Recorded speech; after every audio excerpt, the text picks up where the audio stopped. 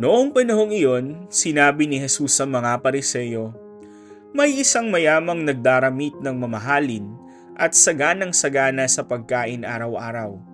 At may isa namang pulubing nagngangalang Lazaro, tadtad ng sugat, na nakalupaypay sa may pintuan ng mayaman upang mamulot kahit mumong nahuhulog mula sa hapag ng mayaman. At dooy nilalapitan siya ng aso at dinidilaan ang kanyang mga sugat. Namatay ang pulubi at dinala ng mga anghel sa piling ni Abraham. Namatay rin ang mayaman at inilibing.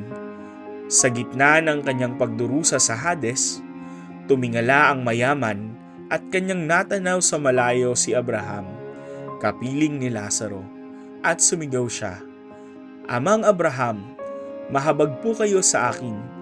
Utusan ninyo si Lazaro na isawsaw sa tubig ang dulo ng kanyang daliri at palamigin ang aking dila, sapagkat naghihirap ako sa apoy na ito.' Ngunit sinabi sa kanya ni Abraham, 'Anak, alalahanin mong nagpasasa ka sa buhay sa ibabaw ng lupa, at si Lazaro'y nagtiis ng kahirapan.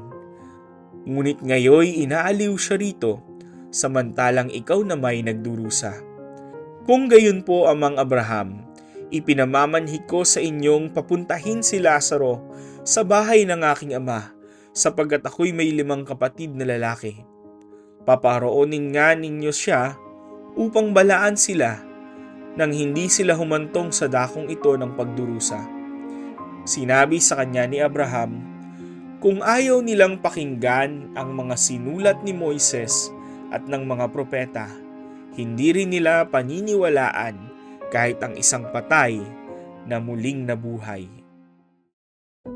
Sa Diyos lamang umaasa ang mga dukha. Mula noon at kahit na sa ating panahon, walang pwedeng sandala ng mga mahihirap kundi ang Diyos. Madalas, hinusgahan sila ng lipunan at hindi binibigyan ng pagkakataong makabangon sa kanilang kalagayan. Madalas sila ay pinandidirihan, ayaw lapitan at itinataboy pa nga. Wala silang lugar at bahagi sa kayamanan ng mundong ito. Ang tanging mayroon sila ay ang Diyos at hindi manhid ang Diyos doon. Sa kanilang karukhaan, sila ay gagantimpalaan ng dakilang awa ng Diyos.